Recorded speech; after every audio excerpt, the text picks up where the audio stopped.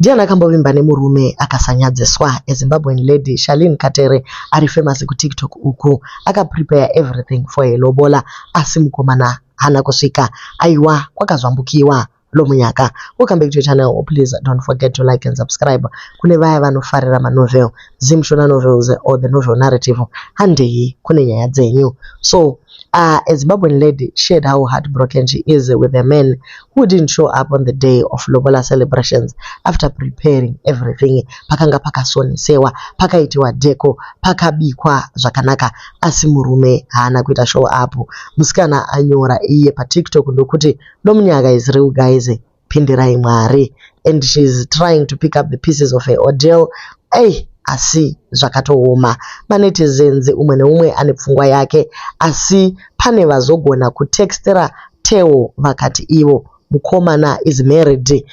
Pavabvunzwa kuti kwamawana information yenyu kwakamira sei, musikana anonzi Prudence ati iye ex-husband yasisi vangu Alfred Chinyane ari kunzi ane 2 wives already, vanobva kumusha kumwe chete nasisi Prudence ava. So mukomana haana kuenda kunoroora nekuti kanenge katova kechitatu kana kechi4 because ex ya Prudence then ndokuzoita vamwe madzimai 2 ozoda kundozvambutsa sisa ava. Aiwa, ma-ancestors ake ashanda over time. It is a good thing kuti haana kuzoroorwa. Vamwe vari kuti rumors are saying the lady aiva naex wake the previous day vachipanana tuma last and our brother vakazvifembedza vachibva vadecida kuti bodo maplans ngambomira. Brotherhood is proud pasi nekubata vanoita zvechibhishu. Vamwe vakati he was kidnapped by the brotherhood vachimupreventa from falling into katrepu kakadai. Zvinorwadza until she realizes it's a blessing in disguise. Mwari vatomunzvengesa kumberi uko. Vamwe ndo vari kuti sometimes it's because of the silly demands of either the in-laws or by yourself. You hear them saying tiri kuda 7k, wonzi squad, wonzi deko, wonzi chikafu, grocery. Unoenda nekupi? Zvimwe zvacho unongoti aiwa rongai zvenyu ikoko zvamuri kukwanisa, nekuti wewe unenge wakabata kana ka 3000 kako wonzi kwanzi chiita deko. Unoiwana kupi mari yacho? The year I'm getting married, there will be no deco, no photographers.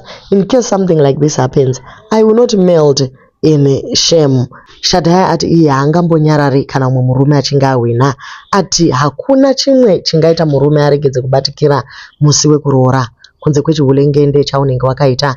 Murume obva anyepera kuposa hake. Panonyadziswa varume pama-public proposal munoita kuseka nekujustify musikana iyeye nekuti varume havachabatikirewo on lobola day. Zvashata manje. Aiwa, shiri yabvuta rekeni. Asi nyaya yanyanya kuramba yongotaurwa.